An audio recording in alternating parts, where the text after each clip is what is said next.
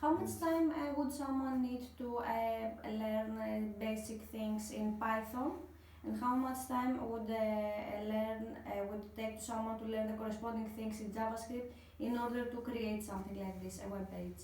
That's very difficult to say. Depends what your knowledge is. How much you know about programming, developing. It take months or years. You know what I mean? Somebody maybe has already like a knowledge of other languages and would be probably something proficient in a week or two. It always depends. Having a fair knowledge of a few programming languages, Mm. but having no idea of JavaScript, would you describe it as a difficult programming language, or? It's different, probably, but it's not difficult. Like in For example, I know HTML and it was very basic as a language. yeah. Well, it's not because HTML is not even a language. It's like a markup language. You know, what I mean, it's not a programming language. It's just to create blocks, essentially, give it a style. But JavaScript, like personally, like if I have to do something like APIs and front end and back end, it always is. It's not a solution that fits everything. It always depends on what you need to do, because some languages are better. Like Python will be better for some stuff. PHP would be better for other stuff, and JavaScript would be for other things. But you can use Node.js, which is essentially it's a runtime. Essentially, what it does, you execute JavaScript language, so you can write your backend in JavaScript. You can write in order not to use Python at all, but Yeah. build the whole thing in JavaScript. And you need to learn one language, Okay, so which is already an advantage if you, from my point of view. But again, it always depends what you need to do. Like Node.js generally it's used more for simple APIs or stuff where you need a lot of requests. For example, like thinking like gathering metrics or something that there's a lot of it on the server and you don't have to do complex stuff on the behind. You need just maybe store data, like somebody click a button, you want to store this information, that's what you would use, for example. Python maybe will be better for when you have mathematical models and stuff like that. PHP will be another case, for example, or you can also use .NET, which is the Microsoft one. There's many different languages, and there's like a new language almost every day. But I would say if it's something basics, like maybe Node.js is the best option, simply because you're going to use the same language for the front end and the back end. And you might have some cases where you can actually share the same code between the two. So there might be maybe you have a function that does some logic with some interpolation with data or something that you need. You could share the same library used for the front end using JavaScript or the back end for Node.js. But they are basically two different worlds. Like Yeah, you can face different problems when you are building something in the backend and different They are kind of completely different mentality, different words, different difficulties. So what would you suggest to a data scientist who has a model in mind, has an idea about, for example, I have an idea about what I want to do. I know that I want to simply display some links in one website, and I want to give the opportunity to the user to import their own data. And then according to this data, change maybe some counters or provide some new links and display all of this together nicely in a nice website. But I don't want to spend a year or to understand what could be all the different problems in front end. Trying to do it as easier as possible. What would you suggest to do? For example, there is this in R, I think in R, there is a Shiny to create apps. Maybe there is something, a magical button for me to go to a specific programming language and make the whole front end much easier. Yeah, my problem with that is magical buttons. They might work for very simple things, but what they do in the background is what most of developers would say spaghetti code. Because to make an automation, for example, there's software called Dreamweaver done by Adobe. Okay, this software, what it was doing is that it gives you an interface for graphic designers to design interface on Photoshop or whatever, and then bring into this builder that will create your page how it looks. The problem with that the code behind what you're doing is going to be awful. Okay. Because to make this thing possible, there's a lot of automation behind, a lot of function that just in case or whatever that as a coder it will be extremely difficult to maintain. It does the job done, but at the same time, the moment you need to change stuff, it's going to be a nightmare. That's what developers, makes the code unmaintainable. So you want to build something nicely and. Like another solution could be perhaps maybe to create HTML out of your Python. So Python will use some templating system, but you'll have there are very simple things. You can't have the fancy things that you can have with JavaScript. You can't have animation. You can't have an interaction that doesn't change the page. Is this one of the common mistakes that you see when people are trying to release fast an application and they use maybe a black box? What they don't know exactly what is it doing. This spaghetti code that you said, and then they have problems because they have did something that they don't understand. You can do something well or fast. You can do something fast and well at the same time. They clash together.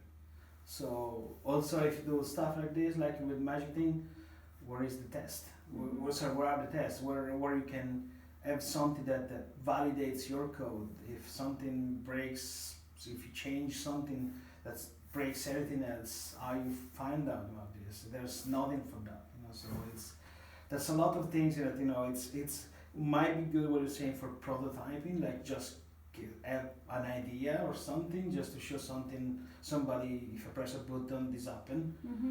But this is something that it should be left there as a prototype. Shouldn't be released. Shouldn't be never released ever.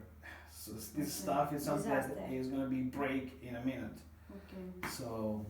If you would score in percentages the whole procedure from prototyping, testing, I don't know what other things you can have in the between till the release of the first version of an app.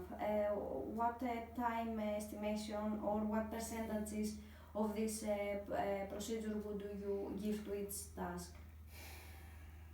I don't know, percentages, I would say maybe a good. It always depends. It's really difficult to say percentage, but you will have a good amount of time that you have to spend. One, have planning everything. What's your idea? What do you want to do? What your app is going to do? And then you also think, hey, I want to have X and Y. They do this, and what are the consequences? Where do we store the data? How much traffic I'm expecting to see? Because how you can make our project scalable, because it's fine, you can build a website, something that put in like in a shared hosting or a very small virtual machine online, and it's going to work the moment you try it, but it's going to work until you have some people, but the problem is that what happens if tomorrow, for some reason, become popular, and then you have 1 million requests every minute, how you handle that? How can you handle that? I mean, that's problem. Does it depend on the structure of what you have built? How robust it is? It's not just the code. It is also your IT infrastructures. So it's very complicated. You have to plan this stuff kind of ahead. You can't Does it have to do with the programming language? Or there's nothing to do with the programming language. Okay. It has to do essentially how you deploy your code, where it's going to end, who's going to manage. So you have to plan this stuff very early, in my opinion. Then the moment you have an idea, then you start to do a design. So how it is going to look. So start to do a prototype. Once you have that, then you have a good chunk, which is the actual development of whatever you do. And I don't know if you put like 100%, like development probably going to be like something like the 50-60%. But then also the vendor, you have the testing phase.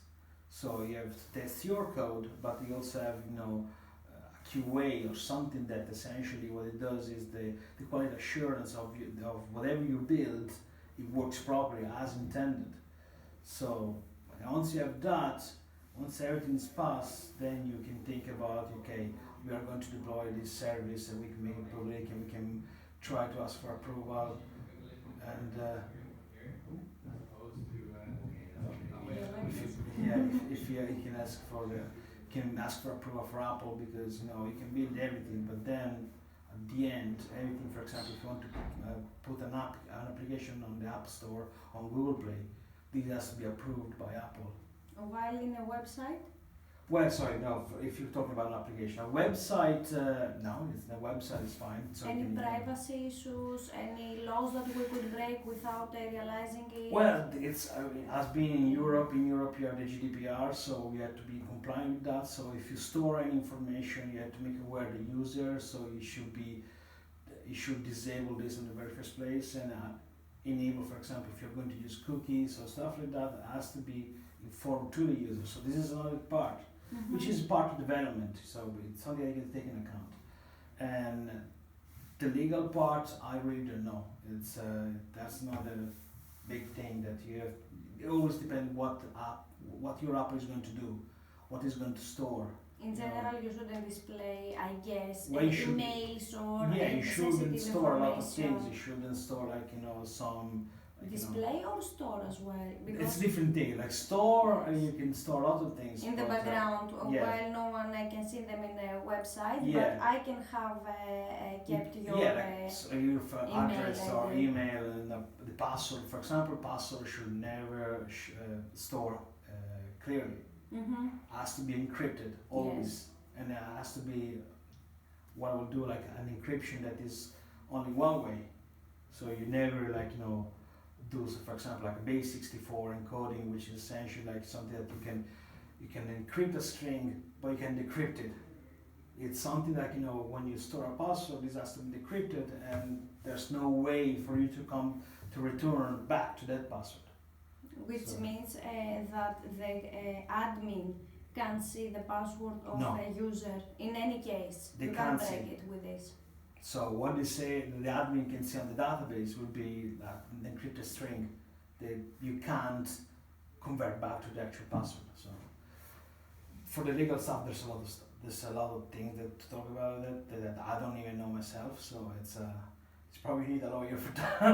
Okay, so it's a serious thing. Yeah. So it's especially privacy, all these things. So.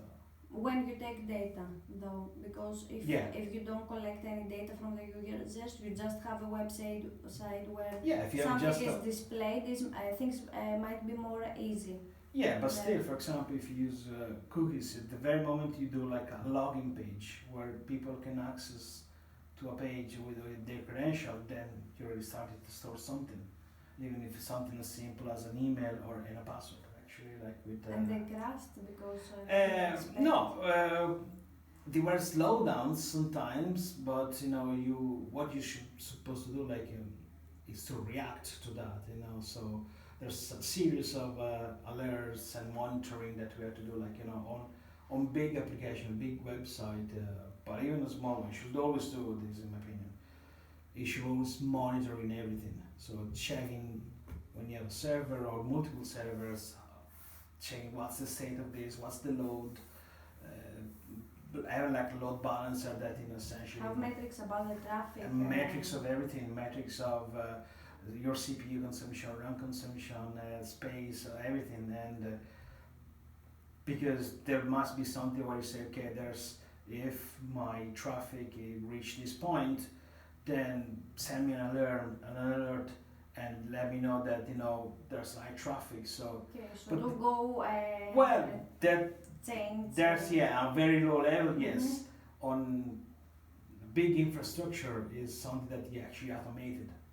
So like on some big websites, for example, like what you will have, it's something that the traffic increase is going to fire new machines to append to your whatever infrastructure in a way to manage the new traffic. And when that's what's this being something scalable, it means that if there's more traffic coming, Yes.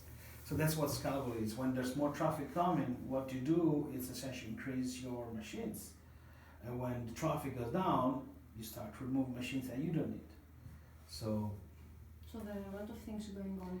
there's a lot of things going on. So it's What would you say to someone who is trying to create a web application? be prepared. Be prepared. Yeah. How many? Considering that you have to take all of these things under consideration, would you go to an agency? Is there something like this where? Yeah, there are agencies. There are plenty of or agencies. maybe individuals that. I would go with an agency perhaps. Mhm. Like individuals might be good for some of the aspects, but an agency will probably be aware of more of the aspects. You will have more people working under the agency, and This could be a one-time thing, or maybe an agency would handle maintenance you or will need. changes. Yeah, Or you can't really go there, build an app. Oh, it's done, job done. Let's go home. You have to maintain it. So any price ranges? I mean, of course, it depends on what you want to do, Really but depends. Like if you want to just do a simple website, it might be cost you, I don't know, maybe 500, 1,000 euro. Depends how simple it is. Mhm.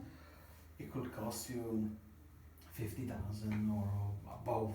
It always depends what you need to do. Like you How want to do like complicated? an e-commerce, for example, has more maintenance and more, And how much involved would you be in a process like this? I mean, if you go to an agency, but you have a knowledge, kind of knowledge of,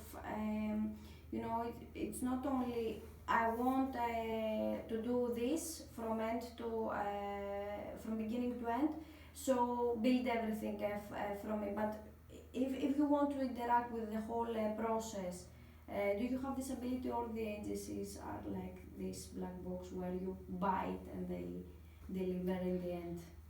And then if you need to change something, they are like. It depends because that's why a lot of companies they do. For example, they use the agile where you don't go there and ask, oh, I want this done. I want to say start with a project. Okay, I have this idea. I want to have those. I want to have this build, but let's have like a MVP, a minimally viable product. Mm-hmm. So with that, those basic stuff, and you build from that. So you start to add new functionality, and then also say, okay, does this works? That's why you should also have metrics, because if you start to have like a minimum application or something, if you start to put metrics, you can see what worked well, what doesn't work well. Then you can say, okay, let's remove that, let's add that. So it's not something that you go to somebody, you say, build this, a month after it's done. And agile is not that. It's process where it's the a process. client is involved. Yeah, of course. So you can go back, see things, then continue. Yeah. It's not that you go there, you say an idea, and then you talk with them again the day that they have finished. Yeah, that was the waterfall system, the old way to do it, which almost nobody does now anymore. But there might be people that does that. Mm-hmm. There's it's a way to do it, but there's a lot of problem, because then if you go to them, you tell them, okay, I want this, and then they misunderstand something, or they do it their own way, and at the end the product you get is completely different from what you ask. Then it might be a problem. You know what I mean? So being agile, interacting continuously and in a long collaboration with somebody, it's much better, because then it means, okay, you can change on the way. You can even figure out some time. You thought initially that was doing something was a good idea, but then maybe it's not. Maybe it's better to do it a different way, you know. But you can't do this if you just go there and ask for a black box and to be built and whatever, you know.